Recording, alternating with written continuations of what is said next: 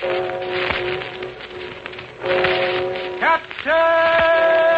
Midnight!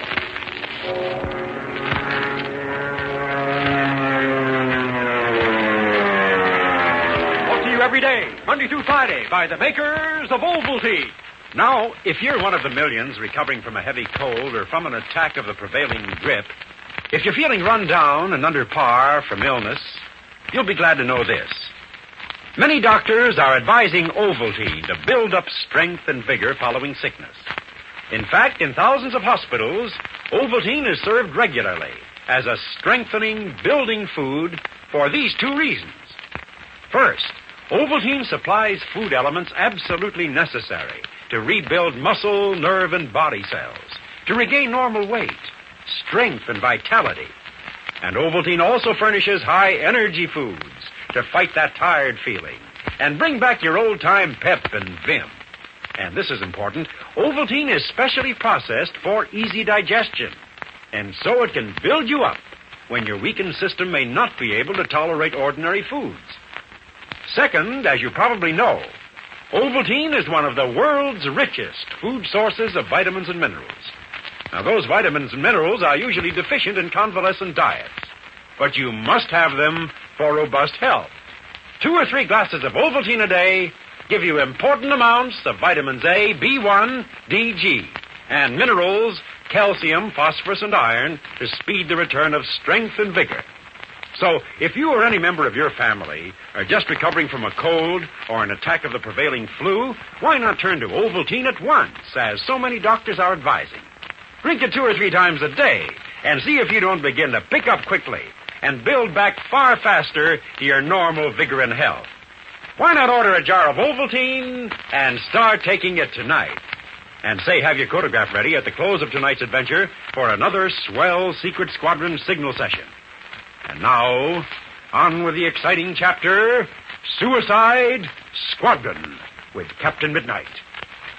Last time, you remember, the cruel Admiral Himakito, enraged at the failure of his pilots to shoot down more of the American dive bombers roaring to meet the oncoming flying fortresses, ordered his airmen to dive 4 abreast at the compact American formations in the hope of colliding with them.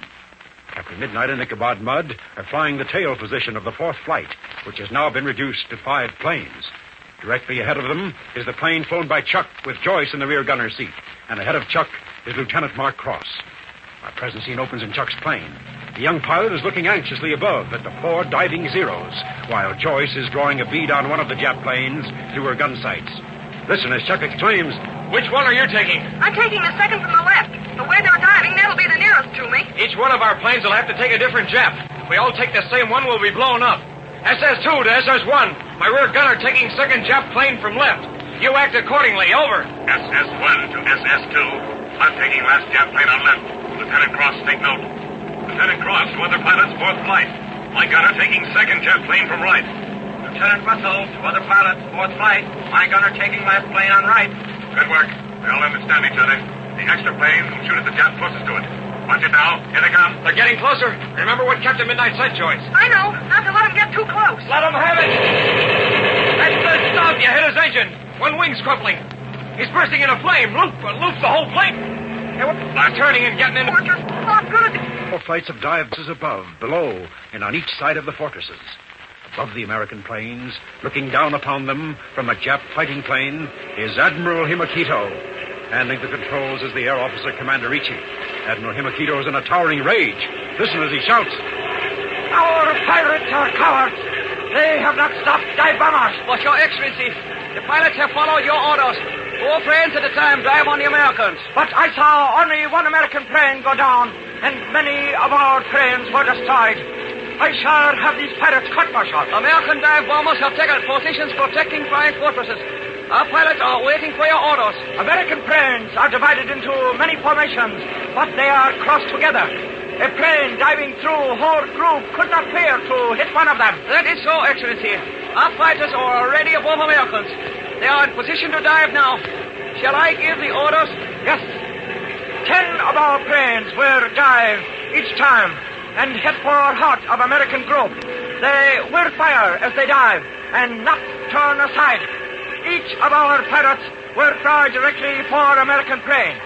These American planes must not reach Ireland, even if it costs us every plane we have. Yes, Excellency. I will radio the order now. And now we return to the American formation. On the left flank of the huge group, flying close to the fortresses on that side, is the fourth flight of Marine dive bombers in which Captain Midnight Chuck and Lieutenant Cross are flying as members. The Marine pilot who started as flight leader was the first one shot down. And since that time, Captain Midnight has taken his place. In the rear cockpit of Captain Midnight's plane, Ichabod Mudd is gazing anxiously at the huge Jap formations in the sky above. Listen as he exclaims, I don't like it, Captain. Them Japs is getting ready for something. I know it, Iggy. What's the matter with